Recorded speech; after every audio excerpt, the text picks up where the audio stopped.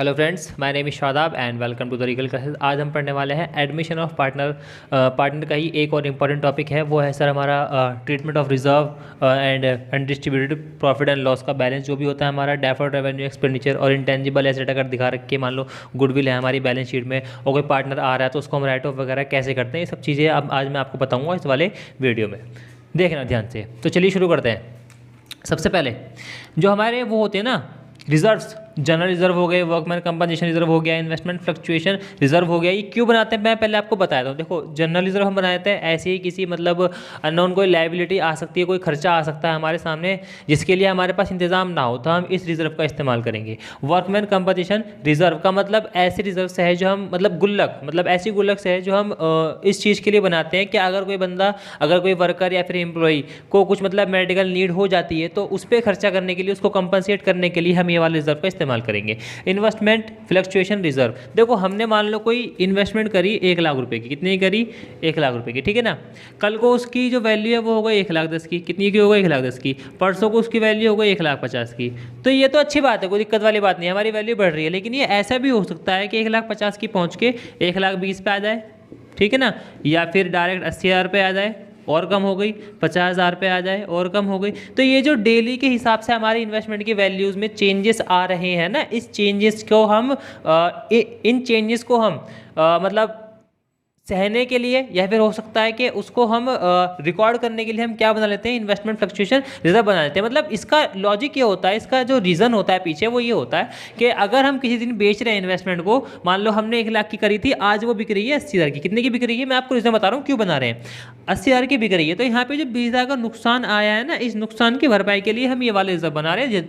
इसको अब आप ध्यान रखना, इन्वेस्टमेंट फ्लक्चुएशन रिजर्व इसीलिए बनाते हैं कि जो इन्वेस्टमेंट पर हमें जो मतलब वैल्यू होती है वो कम हो जाती है, उसकी भरपाई के लिए हम रिजर्व बना लेते हैं। वही रीज़न मैंने आपको बताया यहाँ पे कि जो इन्वेस्टमेंट में हमारी मतलब डेली के हिसाब से वैल्यू चेंजेस होती हैं उसकी भरपाई के लिए।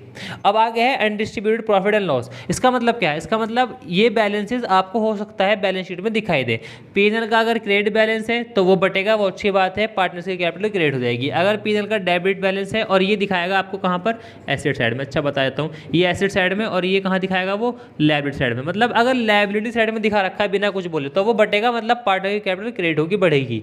अगर यही बैलेंस आपको डेबिट में दे रखा है, मतलब एसेट साइड में दे रखा है, तो ये डेबिट बैलेंस है और ये पार्टनर की कैपिटल को कम करेगा, यानी कि डेबिट करेगा। तो अभी देखते हैं, मैं आपको इसके बारे में सब कुछ बताता हूँ। अच्छा ये बताता हूँ, डेफर्ड रेवेन्यू एक्सपेंडिचर, ऐसे एक्सपेंडिचर होते हैं, डेफर्ड रेवेन्यू एक्सपेंडिचर ऐसे एक्सपेंडिचर होते हैं जो होते तो 1 साल में, लेकिन उनका जो बेनिफिट वगैरह होता है वो आगे कई सालों में आपको मिलता रहता है। इसलिए आप ये ऐसे साइड में दिखाते हैं जब तक ये पूरी तरीके से राइट ऑफ ना हो जाए। तो हो सकता है ऐसा कुछ बैलेंसेस आपको दिखा रखा हो, तो हम किसी के पार्टनर की मतलब एडमिशन से पहले इसको हम क्या कर देंगे, राइट ऑफ कर देंगे, खत्म कर देंगे, बांट देंगे पार्टनर्स की कैपिटल में।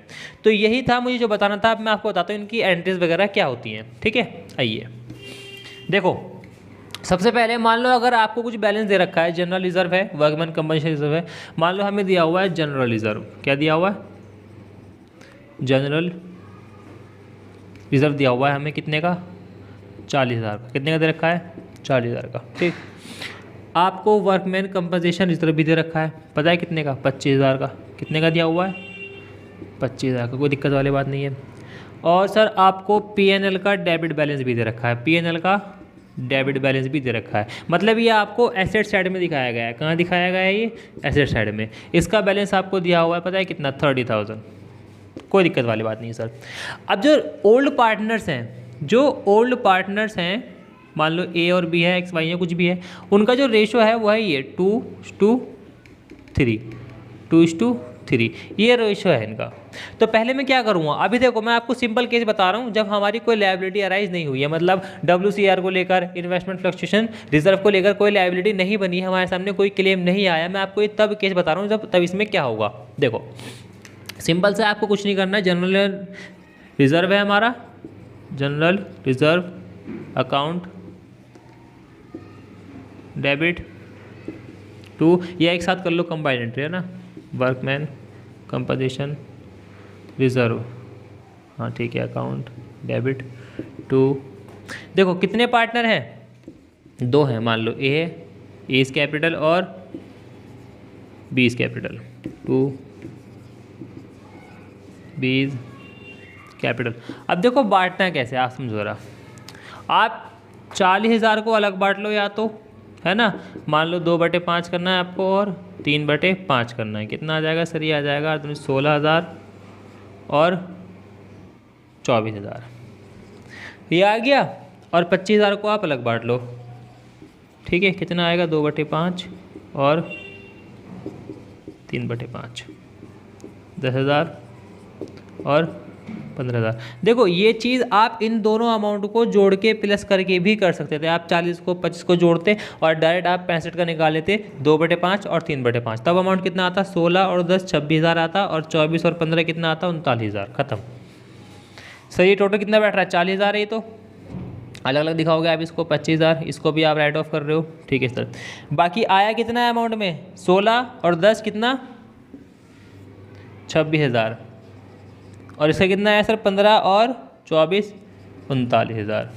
ख़त्म। ये आपने बांट दिया इनके लिए, ये एक एंट्री आपने पास कर दी है। अब अगर आपको किसी को एडमिशन देना है पार्टनर को तो आप दे सकते हो। एक और बैलेंस बटना है, वही बांट देते हैं आओ। देखो यहाँ पर है P&L का डेबिट बैलेंस, तो अभी आपको इसको राइट ऑफ करने के लिए क्या करना पड़ेगा? क्रेडिट करना पड़ेगा, क्योंकि इसका बैलेंस जो है वो डेबिट है ऑलरेडी। अब आपको इसको राइट ऑफ करने के लिए क्रेडिट करना पड़ेगा। तो डेबिट क्या करोगे आप? एज कैपिटल, अकाउंट डेबिट, बीस capital, account debit to profit and loss. कितना है सर? 30,000। कितना आ जाएगा सर? ये 12 और 18। सर ये कैसे आया भाई? 30,000 का मैंने 2/5 करा, 3/5 करा, कितना आ गया मेरे पास? 12,000, 18,000 आ गया। अब सर ये बता दो, ये आपने मतलब यहाँ पे कैपिटल को डेबिट क्यों करा, यहाँ पे क्रेडिट क्यों करा? देखो ये थे रिजर्व, ये थे रिजर्व, ठीक है ना। ये बटने थे, इनसे क्या होगा? जब मैं इन गुल्लकों को फोड़ूंगा, बांटूंगा, तो पार्टनर्स के पास पैसा आएगा। जब पार्टनर्स के पास पैसा आएगा तो मैं पार्टनर्स की कैपिटल को बढ़ा देता हूँ, और जब पार्टनर की कैपिटल बढ़ती है तो क्रेडिट होती है। आज ये जो प्रॉफिट एंड लॉस का डेबिट बैलेंस दे रखा है आपको, ये लॉस की स्थिति है। किसकी स्थिति है?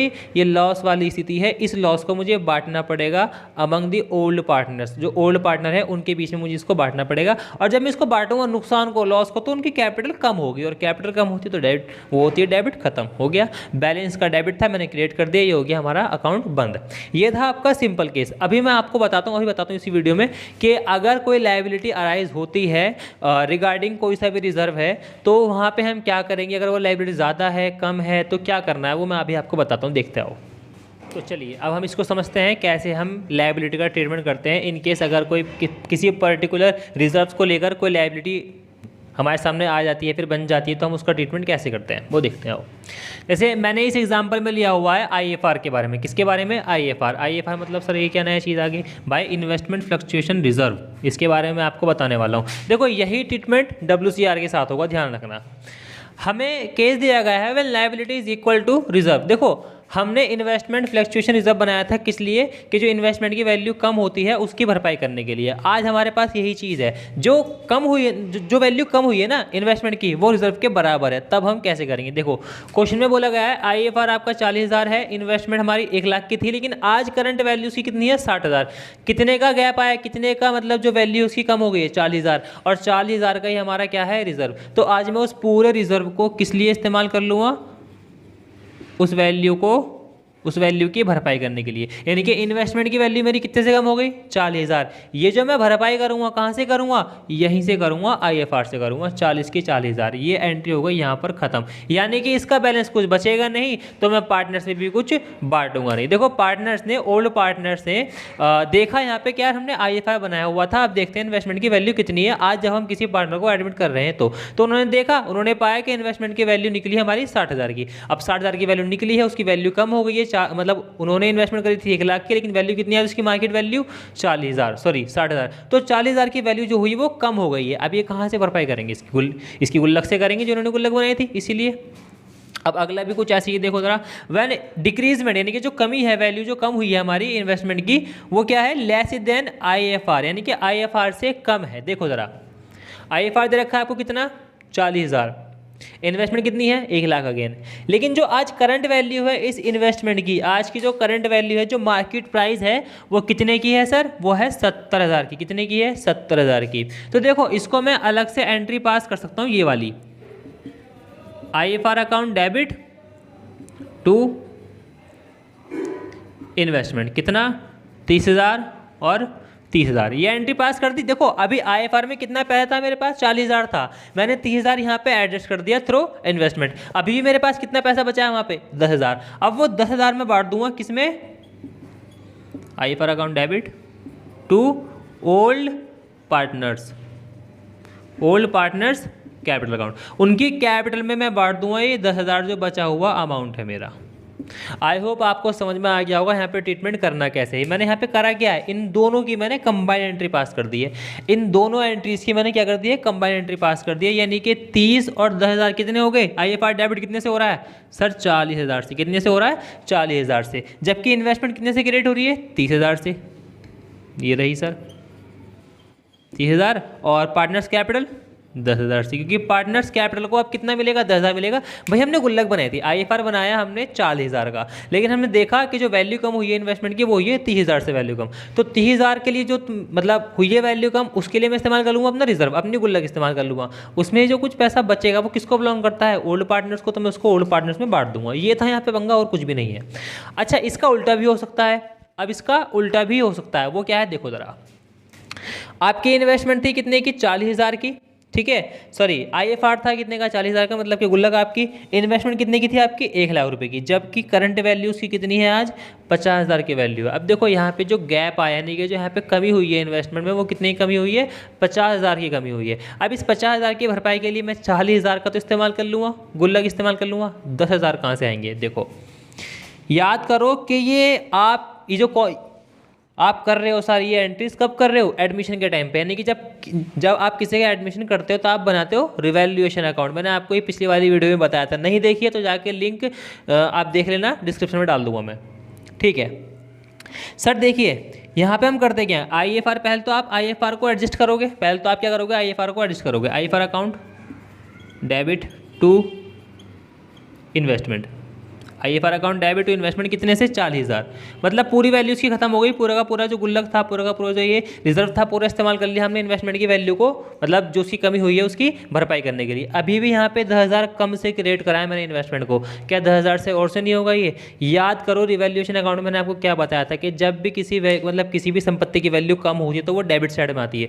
रिवैल्यूएशन को आप डेबिट करते हो जब आपकी संपत्ति की वैल्यू कम हो जाती है। तो यहाँ पे भी तो हमारी संपत्ति की वैल्यू कम हो रही है ना, लेकिन आज हमने इसके लिए गुल्लक बनाई हुई थी, तो पहले तो हमने कुछ अमाउंट को गुल्लक से इस्तेमाल करा। अब जो नहीं हो पा रहा मेरा गुल्लक से भी एडजस्ट, मैं वो कहाँ पहुँचा दूंगा, रिवैल्यूएशन अकाउंट में, यानी कि revaluation account debit to investment. देखो अगर आपको इन्वेस्टमेंट भी दी होती ना, अगर आपको इन्वेस्टमेंट भी दी होती और आपको IFR ना दिया होता, तब इसकी वैल्यू कम होती ना अगर, तो ये मैं नॉर्मल संपत्ति की तरह इसको ट्रीट करता, यानी कि डायरेक्ट में इसको को कहाँ पहुँचाता, रिवैल्यूएशन अकाउंट में। अगर इसकी वैल्यू बढ़ जाती तो मैं कहाँ पहुँचाता, इसको रिवैल्यूएशन के क्रेडिट साइड में। लेकिन आज इसकी वैल्यू कम हो रही है और मैंने इसके लिए IFR बनाया हुआ है, तो मैं क्या करूँगा, पहले इसको IFR के थ्रू एडजस्ट करूँगा। अगर कुछ वैल्यू एक्सेस बचती है नुकसान वाली, तो मैं उसको कहाँ पहुँचाऊँगा, रिवैल्यूएशन अकाउंट के डेबिट साइड में। मैंने ये एंट्री पास कर दी, यानी कि 10,000 से कहाँ जाएगा मेरा ये, रिवैल्यूएशन में। और इन्वेस्टमेंट कितने से क्रिएट हो गए, देखो टोटल 10,000, 40,000, 50,000 से।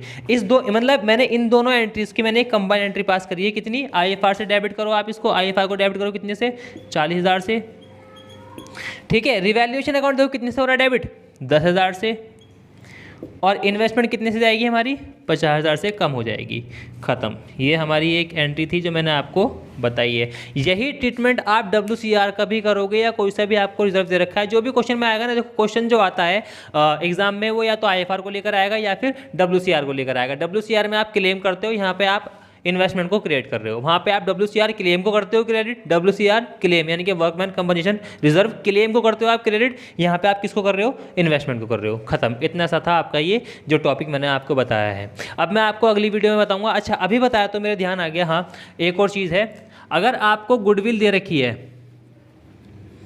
देखो गुडविल आपको दो जगह देगा, एक तो देगा वो एडजस्टमेंट में, कहाँ देगा, एडजस्ट में। तो एडजस्टमेंट में उसका ट्रीटमेंट वही करना है जो मैंने आपको नॉर्मली बताया था कि भाई जब कोई बंदा आता है तो अपनी प्रीमियम फॉर गुडविल लेकर आता है, उसके हिस्से का हम शेयर निकालते हैं गुडविल का। ये तो आपको वो वाली गुडविल दे रखी है। लेकिन अगर एक गुडविल आपको बैलेंस शीट में भी दे दे, अगर आपको एक गुडविल ऊपर बैलेंस शीट में भी दे दे, तो उसका क्या करना है, उसको आपको कुछ नहीं करना, उसको आपको राइट ऑफ करना है। उसको आपको क्या करना है, राइट ऑफ करना है। राइट ऑफ करने का मतलब ये है ओल्ड पार्टनर्स के कैपिटल अकाउंट में आप डेबिट कर दोगे। ओल्ड पार्टनर्स के कैपिटल अकाउंट में आप क्या कर दोगे, डेबिट कर दोगे और गुडविल को क्रिएट कर दोगे। यानी कि जैसे मैंने अभी यहाँ पे खर्चे को P&L के डेबिट बैलेंस को मैंने राइट ऑफ करा था ना, वैसे ही आप गुडविल को भी राइट ऑफ कर दोगे इनकेस अगर आपको बैलेंस शीट में दे रखी है तो। कैसे करेंगे सर, गुडविल अकाउंट डेबिट, मैंने P&L का अकाउंट अभी डेबिट करा था, sorry partners capital account debit, partners capital account debit, partners capital account debit to goodwill, partners capital account debit to goodwill. यानी कि जो भी गुडविल होगी उसको आप क्रिएट कर दोगे। देखो एसेट है, एसेट का बैलेंस जो भी होता है वो डेबिट होता है। आज आप इसको खत्म करोगे, राइट ऑफ करोगे तो क्रिएट करोगे ना, पार्टनर्स कैपिटल अकाउंट डेबिट हो जाएगा, क्योंकि ये नुकसान बांटने की एक एंट्री पास कर रहे हो आप। खत्म, यही था जो मुझे बताना था इस टॉपिक में। आई होप आपको वीडियो अच्छी लगी होगी, और अगर लगी है तो आप कमेंट में बता देना, लाइक कर देना, वीडियो को शेयर कर देना और चैनल को सब्सक्राइब जरूर कर देना। मिलते हैं आपसे अगली वीडियो में, टिल देन बाय।